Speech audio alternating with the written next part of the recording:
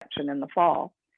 We also are not just for women anymore. We have many male members of our local organization and the state and national organization, and we would welcome you to join our local group, the San Bernardino Area League of Women Voters. This event tonight would not have happened if it weren't for our San Bernardino Area League Redistricting Committee that was chaired and is currently chaired, by Shirley Harlan. So Shirley, thank you very much for keeping us all together and focused on where we're going and what we're doing. Nikki Detman, James Albert and I are also members of that committee. Nikki took the lead on putting this presentation together, and we can't thank her enough for all the hard work she did on this. Thank you, Nikki, very much. James Albert has been keeping us informed on what's happening locally, both with in the county and the city, our local cities, on what's happening with their redistricting efforts. So James, thanks as always for keeping us up to date on what's going on. With that, we want to welcome you all. I want to welcome you all for coming and joining us this evening. And I know we're going to learn a great deal. And I overlooked Stephanie McLean, who is our membership person. I apologize, Stephanie, who put together the flyer for this event and who also does our social media and does a great job with it. Scott Starbuck is our webmaster, without whom we wouldn't even be here this evening because none of the rest of us could do this. So as always, Scott, thanks so much. And with that, I will turn it over to Nikki, and she will introduce our speaker from the Redistricting Commission. Thank you all for joining us. Thank you so much, Jody. It's my pleasure to introduce our speaker for tonight. Ray Kennedy has worked in the field of international electoral assistance since 1990, leading large and small teams in the design and implementation of electoral assistance projects, observing elections, planning and managing election activities, mentoring election observer groups, training election staff and political party agents, drafting election laws and regulations, and serving on an election commission. He worked at the International Foundation for Electoral Systems, a nonprofit based in Washington, D.C., initially managing their projects in the Americas, and later leading work in collecting, organizing, and disseminating information on elections and citizen participation throughout the world, including launching the ACE Project, an online encyclopedia on election administration. Since receiving his PhD in Latin American Studies from Johns Hopkins, he has worked primarily as a senior electoral expert in the United Nations system. He has also collaborated with the Carter Center's Democracy Program. In parallel, he has been working for more than a decade to promote awareness and implementation of the UN Convention on the Rights of Persons with Disabilities, advising local groups in several countries, as well as the Voting Accessibility Advisory Committee in Riverside, California. Please welcome Ray Kennedy.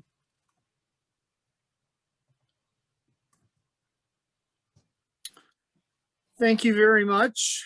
It is wonderful to be with you this evening. I'm one of the 14 commissioners selected to be the 2020 California Citizens Redistricting Commission. And I guess, you know, I appreciate the introduction. That gives you an idea of where I've been over the last 30 years, really. So I'll just go into the presentation. In this redistricting basics presentation, we're going to be going over who the commission is, what we do, and how you and others can get involved in the process. One thing that we do have to remind everyone of is that California Government Code dealing with the commission says that commission members and staff may not communicate with or receive communications about redistricting matters from anyone outside of a public hearing. Therefore, we are not taking any public input during these educational presentations. These are intended to be essentially one-way communication from us to you. I can answer questions about the presentation itself, and we will talk about ways that you can provide public input into the redistricting process. But the purpose of tonight is purely educational. It is not to take public input about redistricting, and I would ask that folks refrain from any efforts to provide input into the process. So what is redistricting? Basically, redistricting is drawing the new boundaries that determine which Californians are represented by each elected official. There's the census. The census is followed every 10 years by redistricting. Redistricting determines representation for the 10 years until the next census. Why do we redraw district lines? Well, communities change, and they change in various ways, and those ways that communities change need to be accounted for in new district maps. People are born, people die, people move. That means that communities are growing and shrinking, and areas that once had roughly the same number of people become unequal. So we are working to evenly redistribute the population among the electoral districts. One of the greatest powers that people in California have is electing their own representatives to conduct the business of the government.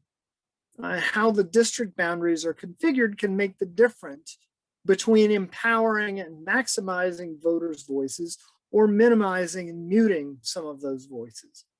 In most other states, politicians redraw the districts and often end up drawing safe districts for themselves to allow them to stay in office.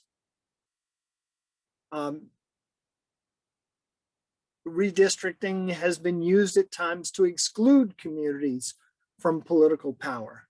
By fully participating in and monitoring the upcoming redistricting process, more communities may have the opportunity to elect candidates of their choice.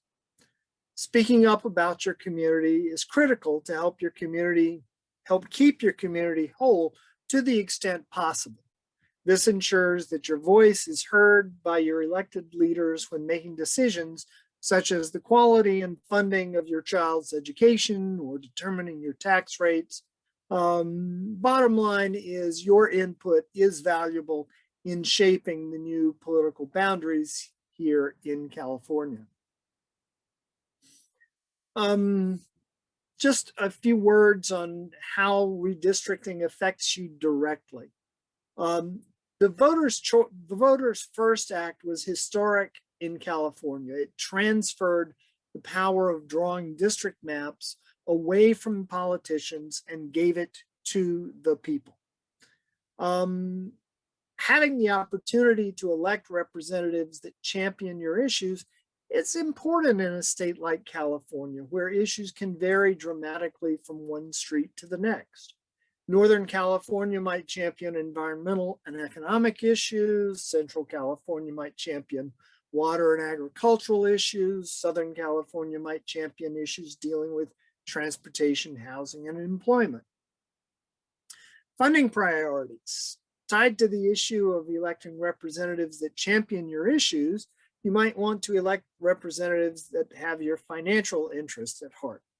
When the time comes to build a budget, you want a representative fighting to ensure your community gets the financial resources that it deserves for various services such as education, water, and fire protection. Community boundaries. The redistricting process is all about drawing lines and determining which communities get grouped into districts. Your input in this process is essential to help us on the commission understand where a community starts and ends. Redistricting is one of the few civic activities that any Californian can provide input into regarding their community that ultimately impacts the law, regulations, tax structure, how funding is distributed, and which services are provided.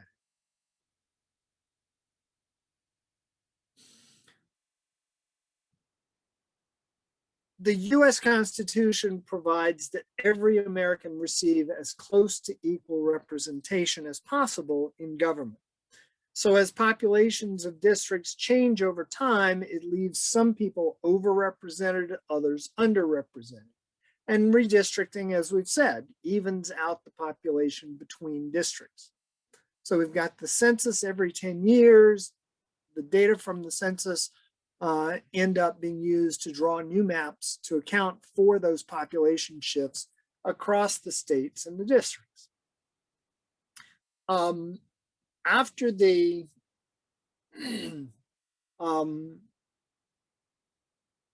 federal government publishes the census information, California has to redraw the boundaries of the congressional, state senate, state assembly, and state board of equalization district. So that's the redistricting part. I skipped over reapportionment. The census data first are used to reapportion House seats among the states, so that each state holds seats in the US House in proportion to the state's population. So after reapportionment comes redistricting, and then the idea of all of this, census, reapportionment, redistricting, is fair representation of the people. Historically, legislators drawing maps to keep themselves in office, undermining the concept of fair representation, which is to give people the power to choose their representatives. So why does independent redistricting matter?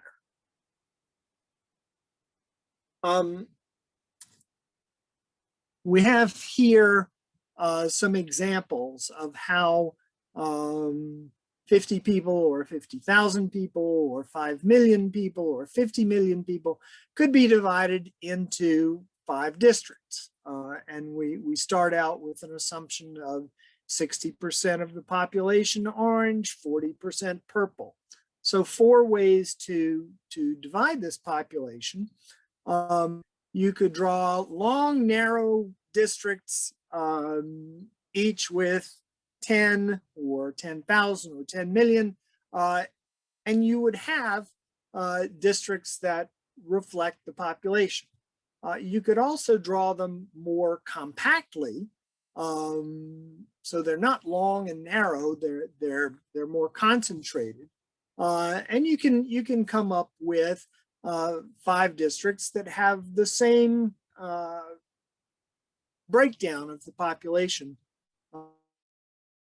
as the other. Alternatively, gerrymandering basically is drawing the lines so that they don't reflect, that districts don't reflect the population. So you could draw districts horizontally, and orange would have the majority in all 5 districts. Or you could really take your pen and draw the lines very scientifically in a way that you only have 2 districts with an orange majority and you have 3 districts with purple majority. The idea behind the California Citizens Redistricting Commission is we take the politics out of the process.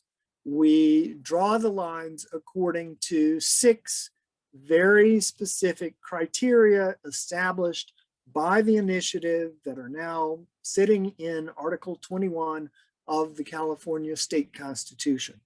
And we do that as scientifically as possible.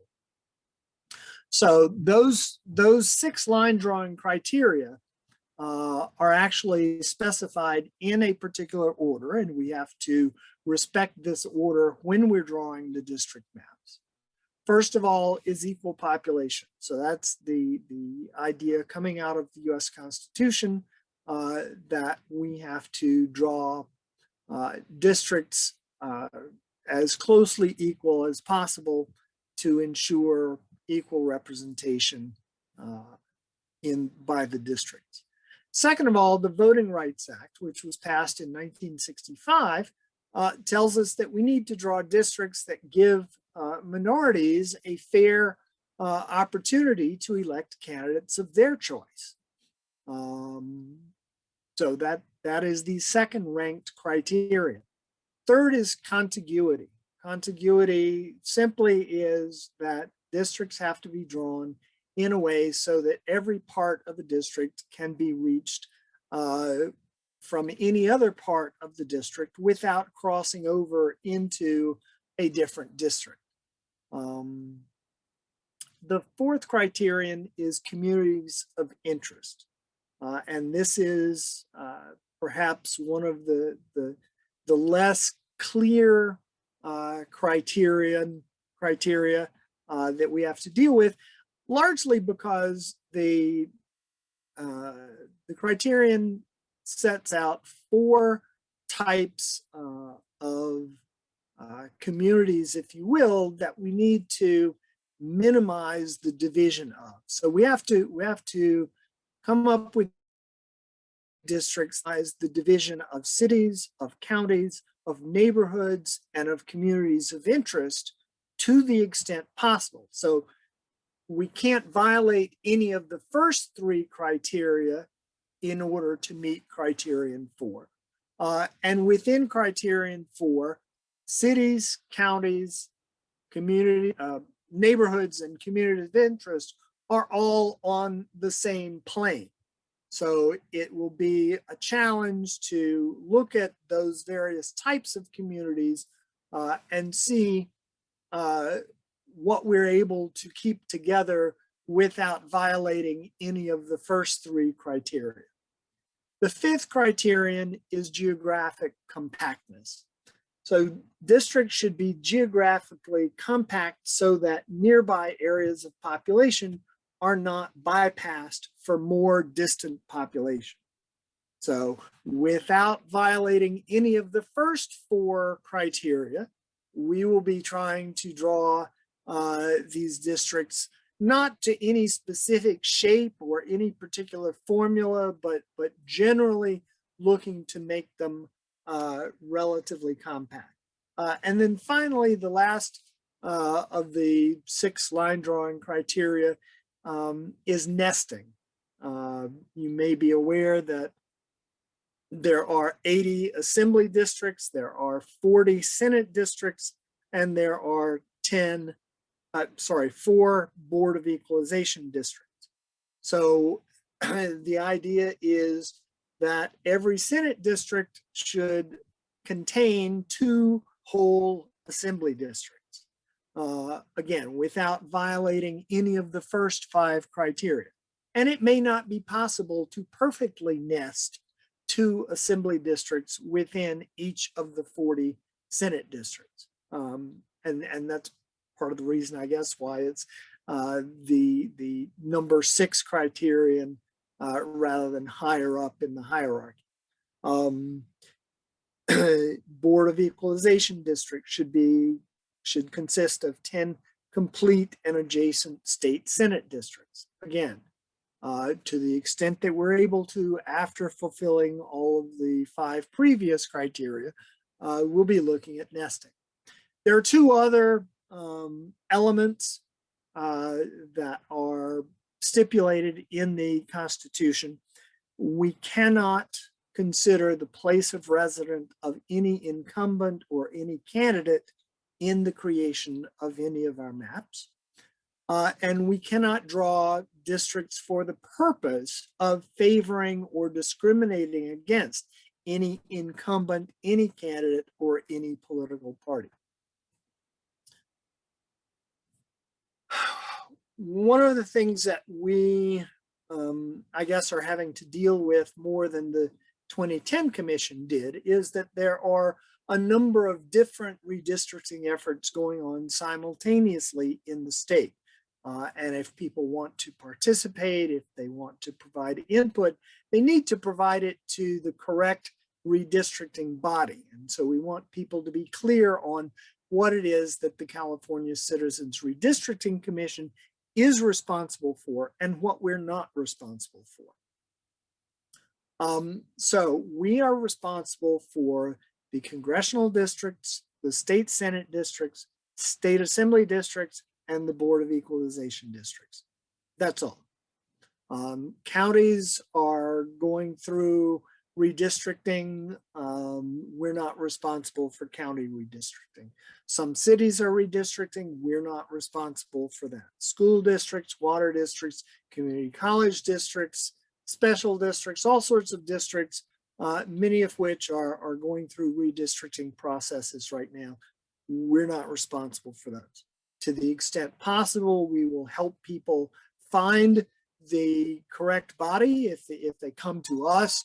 But we are responsible for congressional, state Senate, state assembly, and state Board of Equalization. We've said that prior to 2010, the legislators drew the lines, or the courts did if the legislature wasn't able to. Prop 11 in 2008 established the commission and gave it the responsibility for drawing the lines for state offices. And then 2 years later, Prop 20 gave the commission the responsibility for drawing congressional districts. So the 2010 commission carried out its work in 2011 and then basically was mostly dormant. They made some public appearances and so forth, but mostly dormant until we took office last year. And now we're in office until 2030. Most of our work will be done long before 2030, but there you are. Other states also have independent redistricting commissions. Arizona was the first. Colorado, Idaho, Michigan, Montana, and Washington have come aboard in recent years. So the club of independent redistricting commissions has grown a bit in recent years.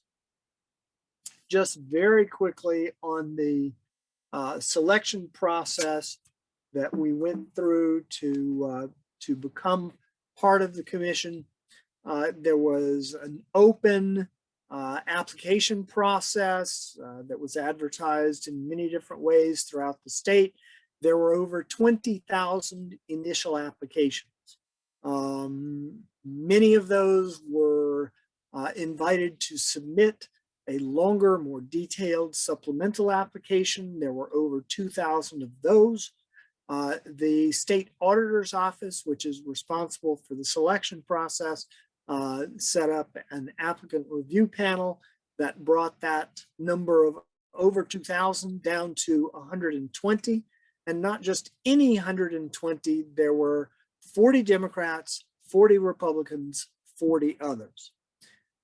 We were invited to interview with the applicant review panel.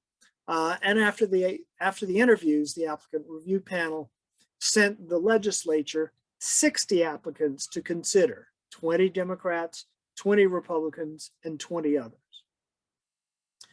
At that point, the legislative leadership, the leaders of the two parties in the two houses, had the opportunity to strike a number of candidates from the three subpools, 12 for each party, which would have been 4 per pool. So anyway, after that, there was a pool of 36, 12 Democrats, 12 Republicans, 12 others. one Democrat for some reason dropped out. So there were actually 11 Democrats that went into the lottery draw, along with 12 Republicans and 12 others. And the Constitution requires that 3 Democrats, 3 Republicans, 2 others be selected by lottery. And then the 8 of us had the responsibility of sitting down and agreeing on a slate of 6 to complete the commission. So here we are, 14 of us. There are, it's a very diverse group, not only by party, but by gender. There are 8 women, 6 men. There are 7 from the north, 7 from the south. We range in ages from the 30s to the 60s. There are engineers, law enforcement officials, pastors, political scientists, a lawyer, NGO leaders. So we have a variety of backgrounds. What do we do? Community outreach, we do have a responsibility for gathering public input. And then with that public input, we have the responsibility for drawing the maps. So we have 4 types of maps to draw.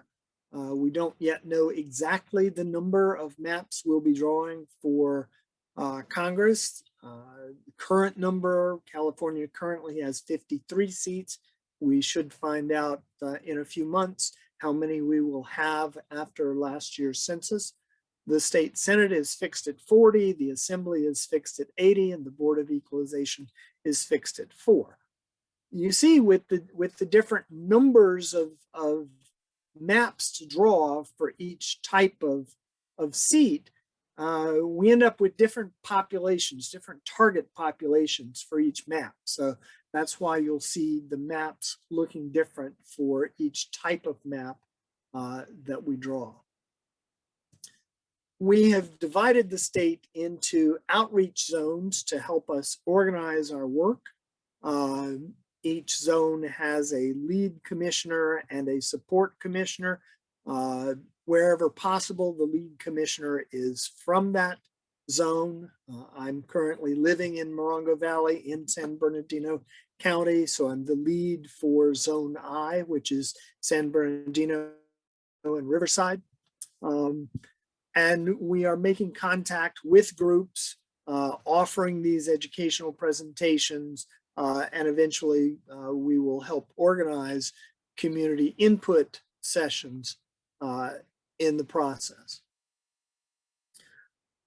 Just talking a little bit more about communities of interest, the definition, the working definition that we have of communities of interest is a concentrated population that shares common social and/or economic interests that should be included within a single district for purposes of effective and fair representation.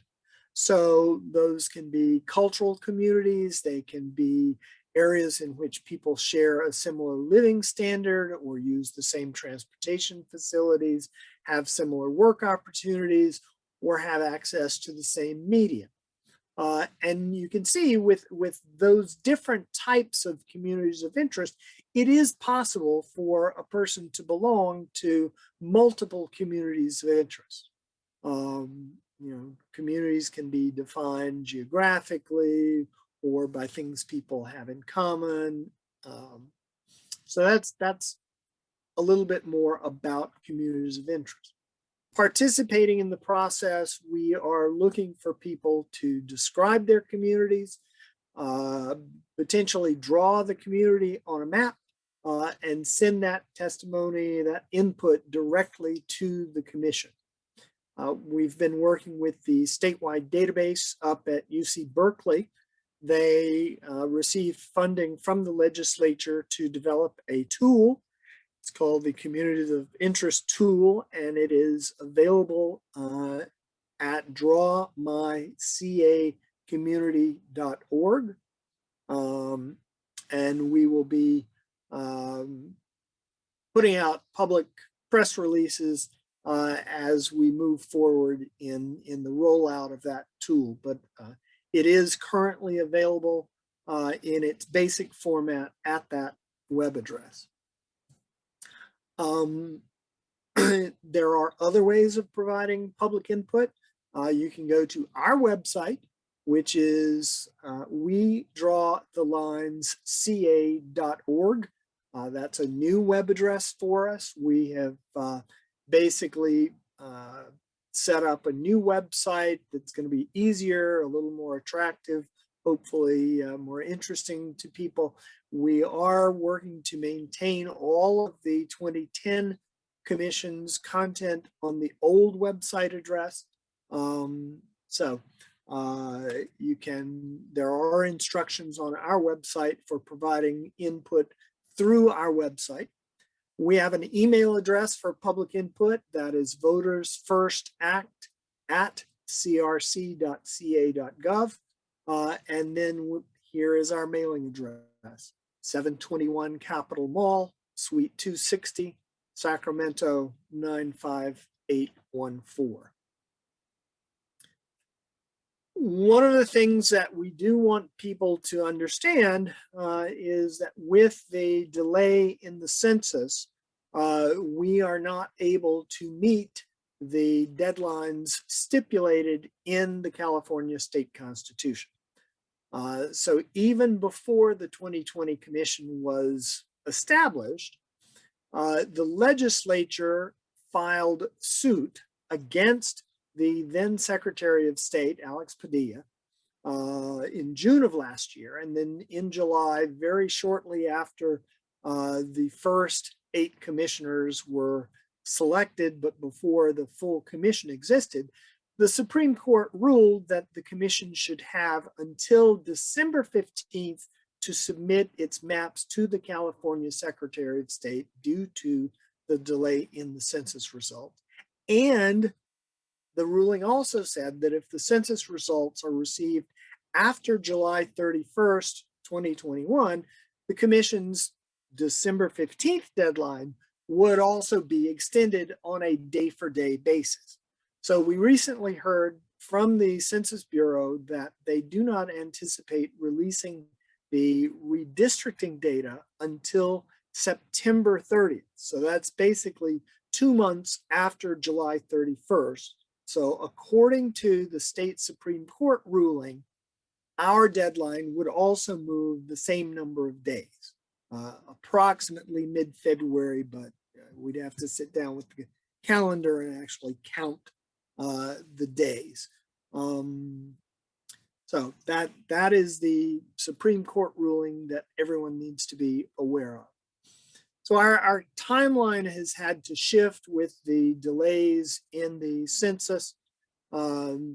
We initially anticipated giving these educational presentations just in February and March. Now that's been extended through May. June through October, we anticipate having public input meetings about communities of interest because we still will not have the census data. Census data would be released to the state by the end of September. The statewide database has some work to do reallocating prison populations and some other work that will take them approximately a month. So the commission will not actually receive the data until we expect the end of October. Then once we have the redistricting data, we would have additional public input meetings that would actually be line drawing sessions with map drawers to help us develop our first set of draft district maps. Those are then frozen for 14 days for public input. And then after those 14 days, we can go back in, take the public input and make some final changes before we submit our maps to the Secretary of State by the deadline. So just again, a reminder, no public input today. I'm happy to answer questions about the presentation itself, but I'm not able to take any input or answer any questions beyond the scope of the presentation. If anyone out there belongs to another group and they would like to request another informational session for that group, just contact our outreach director, Marcy Kaplan, marcy.kaplan, Kaplan, at crc.ca.gov. And we invite you to follow our social media accounts and our website. So thank you very much. Thank you so much, Commissioner Kennedy. That was a great presentation. We do have some questions. So I will begin. I want to thank those in the audience that sent questions in early. So the first question is, can you please talk about some actions that have historically disenfranchised voters? Well, if we go back to that diagram about gerrymandering and think of voters in one of those communities that overall was part of a majority, but then got drawn in such a way that the majority had less than a majority of the districts. So there are, the popular terms cracking and packing come to mind. Cracking is when you take a community and you break it up among a number of adjoining districts so that that community's voice is diluted among the various districts that it is made part of. Alternatively, packing is taking a community and just forcing it all into the smallest space possible so that members who might live outside of that core lose their ties with that core and end up without a voice in the process when districts are drawn. Thank you. You mentioned earlier when you were talking about redistricting committees, you mentioned an independent redistricting committee. We know that there are also advisory and hybrid committees as well. Can you give a brief overview of those three? Well, an independent commission such as California or Michigan or Arizona, we go through this elaborate and lengthy application review and selection process. And, there are rules about eligibility. Members can't have held elected office for some number of years before. We have to commit to not running for public office for some number of years after we serve. So it's really to take politics out of the process completely. Some other states have commissions that are, explicitly partisan. Virginia just put in place a commission that includes an equal number of legislators and citizens. There are advisory commissions that don't have the power to submit to vote on, approve, and submit final maps to their secretaries of state. They advise a body on district boundaries. So yes, there are a number of ways of doing this, and here in California, we are lucky enough to have this model of independent redistricting. Another question from the audience. If we aren't going to have the maps until February, how will candidates know what district to run in and who their voters will be? That's a very good question. And that is beyond our scope and beyond our pay grade. We are looking at where there might be conflict between our timeline and the election timeline. I'm in contact with a number of county election officials to get an understanding of what time they need. There are discussions, there are likely discussions going on within the legislature and elsewhere. The legislature already moved the primary from March to June. Whether they move it further, I have no idea. All right, another question. And the question is regarding the census data. Will it tell us how many congressional seats may be lost in California? Yes, that is what we will find out. We currently expect the reapportionment data to be released around the end of April. So late April, early May, we should know how many US House seats California will have as a result of the 2020 census. Wonderful. Another question. How can commissions ensure the voting rights of minority communities, low-income communities, and those that don't favor one political party over another? Yeah, we are very eager to hear from communities throughout the state, communities that have, been involved in the process, communities that haven't been involved in the process. We've had a number of panels that our outreach subcommittee has organized. We've heard from immigrant groups. We've heard from Native American groups. So we are very eager to hear from everyone. We want everyone to take the opportunity that they have, that the commission and the legislature, through funding of the Communities of Interest tool, we want everyone to take advantage of those opportunities to have their input into the process.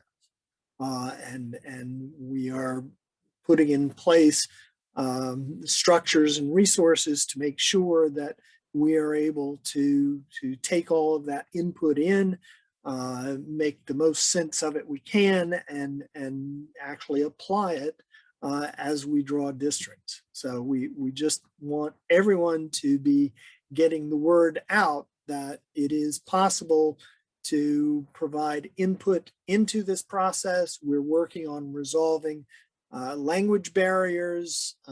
We believe that one of the silver linings of the pandemic is that people who might not have been able to attend a meeting in person are able to attend a virtual meeting. So both the commission's current business meetings, as well as when we get into public input sessions, we want public input, we want public participation in this process, and we are listening intently. Well, I will say, you mentioned the website, and I noticed the change. I logged into the website earlier today, and I saw how much it had changed. It's much easier to search, definitely user-friendly. So just from seeing the change in the website, you can see how the commission is really looking to seek input from people in California. So we definitely appreciate that. Another question is, how much influence do political parties, Congress, and the legislature have during this redistricting process? Every Californian has the right to participate in this process and to provide input into this process. So if someone wants to come as a Californian, as long as they're a Californian, we're going to listen. And we're going to, listen to everyone equally. There will be time allocations for public input at public meetings. No one is going to get more time. No individual is going to get more time than any other individual, but every individual that is a Californian has a right to participate in this process and to provide input. Great. So, you know, redistricting is a process that happens every 10 years. It's not something that's necessarily top of mind for a lot of people. It's not something that a lot of people necessarily recognize. So for me and all the other attendees that are watching tonight, you know, what are some things that we can do to help advance inclusion in this process, or to really encourage our neighbors and our family members to get involved? Well, I mean, my understanding is the league has some of its own outreach materials. I would encourage, you know, widespread use of those materials. We are going to be doing our best to get on the airwaves and get the word out to people. We're going to be we're developing even a paper form for prison populations, rural populations, those who might not have internet access. We want to get these paper input forms distributed around so that you know, as many people as possible have access to them and can fill them out and send them in to us. So, you know, just encourage people to be aware. The PowerPoint presentation will be, or I guess already is, up on the website. So if people have missed the opportunity tonight and want to go into it on their own, it's there for them on the website. The script is also there for them on the website. And just, we are constantly looking for ways to get the word out and encourage people to take part in this process. And we encourage you and all other groups to do the same. Great. Now, you mentioned a couple different times prison populations, and so I'm not sure if everyone that's watching kind of understands that process. So I know California is a state where, and if you could clarify, when they count prison population, do they count them as part of where they are housed or as part of the community they are from? Okay, the census counts them where they are housed. California has a law that respects the independence of the redistricting, but asks that we place those people for redistricting purposes in the communities that they come from and presumably will return to. And we have, in one of our recent meetings, we did vote to do exactly that. So, and this is part of what the statewide database will be doing, presumably in October. Once they receive the redistricting data, they will also have a file from Department of I forget the department's exact name, but anyway, they will have data on the population that is being held as to what communities they came from. And so they will be reallocating those people back out into those communities. All right, and then one last question. Our redistricting committee chair, Shirley Harlan, it's just really amazing. This is something she's so interested in, and she listens to your commission meetings, and she's very engaged and very knowledgeable. And she, her question is, why does the Redistricting Commission avoid use of the term gerrymandering? I don't know that I have a good, have a real answer for that. I mean, it's not part of the legislation that established the commission, but you know, we're in the business of drawing fair districts, so you know, that's where we're focused. Right. Thank you. Well, I don't see any additional questions in the chat. So Commissioner, really want to thank you for participating tonight. This was very informational, very helpful.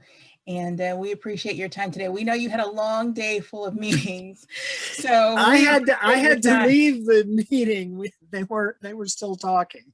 All right, I see, let me check really quick. I see someone with their hand up.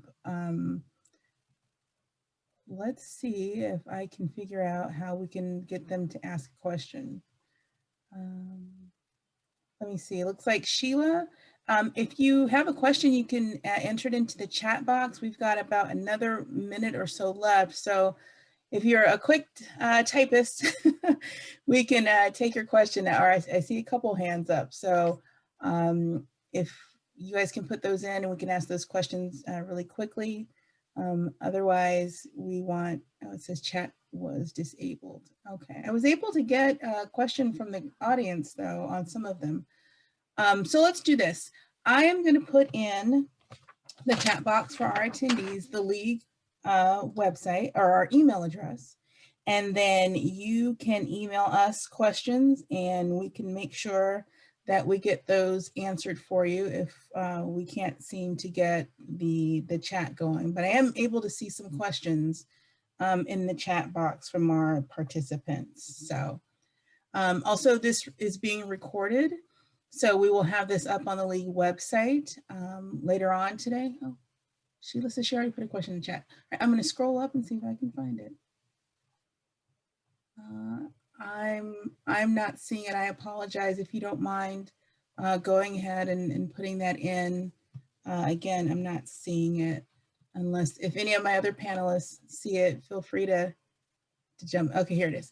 How can we obtain copies of this PowerPoint presentation and how can we arrange for organizations? So I will actually, again, I'll put the website in. The commission website is really great. They have made significant improvements and changes in the website. Everything is very easy to find. So I will put that in the chat box. I believe you can find the PowerPoint presentation on there. And as well, you can send a request to the office, which is super easy. That's how I was able to get Commissioner Kennedy on. And just went onto the website. They're very quick to respond. So it should be in there. Okay. And again, the PowerPoint and other great resources are on that website as well. Let's see, one last question from Blanca Gomez. Will there be an attempt to get local governments such as council members to host with your commission to do a webinar? So I guess if city council members wanted to connect with your office to host a commission, would they be able to do that? I am working on building out my own database for the 2-county region. It does include city and county governments. I'm going to be chairing a couple of meetings coming up at the end of March and first half of April. I'm also looking at organizing a panel discussion on how cities and counties can work with the commission. You know, one of the things about criterion 4, minimizing the division of cities, counties, neighborhoods, and communities of interest in the drawing of district maps, is that we should be able to get information about city and county boundaries easily from those bodies. And so, you know, that's part of the dialogue that we want to have. And of course, you know, if someone wants to organize a presentation, we're working on, you know, how we can say yes to every invitation that we get. That's the goal, is to reach as many people in California in every corner of the state. I have an invite to speak up in Ridgecrest in a couple of weeks, or actually next week, I think. You know, we're trying to reach every corner of the state, and anyone that is ready, willing, and able to help us reach any corner of the state, we very much appreciate that assistance. Well, thank you so much. We are getting close to 7 o'clock, and we definitely want to be respectful of everyone's time. For those of you that have questions, again, I really encourage you to visit the State Commission website, wedrawthelines.org. There's even a page that has frequently asked questions and areas where you can submit questions and get additional information. So thank you again. I'm going to also include, for those of you who are maybe new to League of Women Voters, and this is your first interaction with us, welcome. We're very happy to have you here. I'm going to put our website in the chat box so that if you have questions about what we do as a league, if you want more information, if you're interested in future programs that we have, please feel free to join us. We will be sending an email after the event with some of these additional links so that you'll have this information as well. So on behalf of the entire League of Women Voters San Bernardino area, I'd like to thank you for participating tonight. Have a great evening.